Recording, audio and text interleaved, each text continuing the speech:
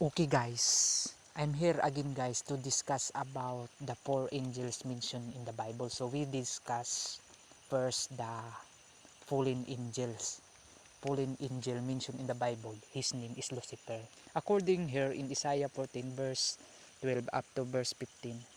How art thou fallen from heaven, O Lucifer, son of the morning? How art thou cut down to the ground, and which didst weaken the nations?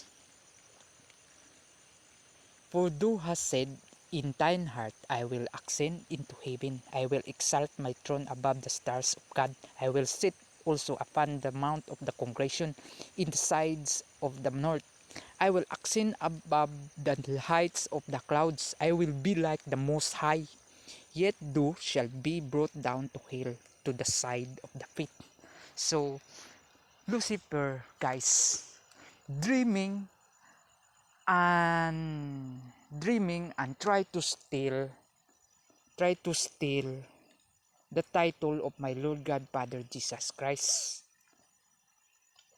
because Lucifer said here in verse 16, Matthew chapter 4 verse 16, and said unto him, If thou be the Son of God, cast thyself down, for it is written, He shall give his angels charge concerning thee, and in their hands they shall bear thee up, lest at any time thou dash thy foot against a stone. Jesus said unto him, It is written again, Thou shalt not tempt the Lord thy God. Again, the devil taketh him up into an exceeding high mountain, and sheweth him all the kingdoms of the world and the glory of them, and said unto him, All these things will I give thee, if thou wilt fall down and worship me. Then said Jesus unto him, Get thee hence, Satan, for it is written, Thou shalt worship the Lord thy God, and him only shalt thou serve.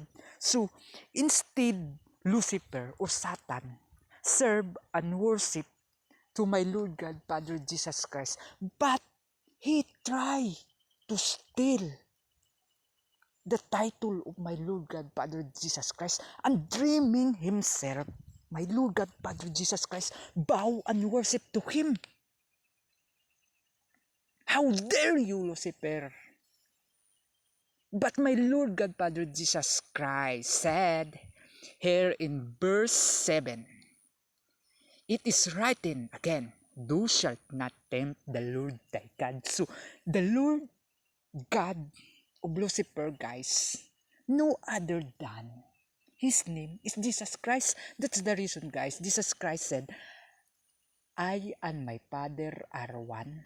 So, meaning to say, the everlasting Father represent to Jesus Christ. That's the reason. The Lord God of Lucifer, of Satan, no other than his name is Jesus Christ. So, we discuss the fallen angel, guys. So, we discuss the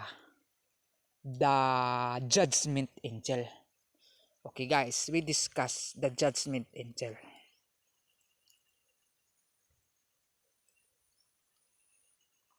Okay, guys, before New Testament, guys, my Lord God Father Jesus Christ execute judgment to Egyptians and save his people from slavery. My Lord God Father Jesus Christ execute judgment with his angel Abaddon, or the destroyer. According here in Exodus verse 12:23, For the Lord will pass through to smite the Egyptians, and when he set the blood upon the lintel and on the two side posts, the Lord will pass over the door, and will not suffer the destroyer or Abaddon to come in unto your houses to smite you. So, this is the difference between Lucifer and Abaddon, guys. Lucifer is the traitor angel who tried to steal the title of my Lord God Father Jesus Christ. But Abaddon, or destroyer, the judgment angel, execute judgment. So, we discussed the messenger angel, the messenger of my Lord God Father Jesus Christ, Angel Gabriel. So Angel Gabriel guys, his role to inform Mary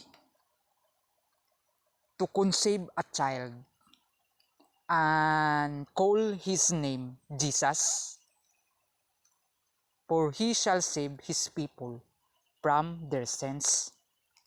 So Angel Gabriel is messenger. And the fourth angel mentioned in the Bible guys, no other than the warrior angel, Angel Michael. The warrior angel, the soldier of my Lord God Father Jesus Christ. So these four angels mentioned in the Bible guys is real, right in here. First angel is the traitor angel. His name is Lucifer or Satan. Before Lucifer became Satan guy, his name is Lucifer, the son of the morning star. So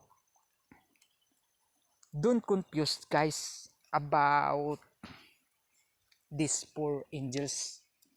These four angels mentioned in the Bible is real.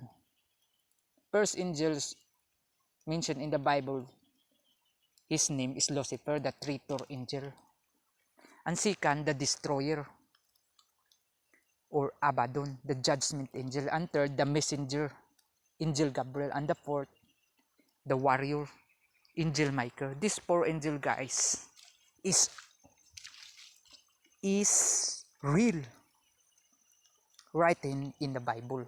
And these three angels, Abaddon or destroyer or judgment angels, and Angel Michael and Angel Gabriel is awesome. But the traitor angel, hell is prepared for him and his followers. So that's all guys. See you in hell guys. See you in hell, Lucifer.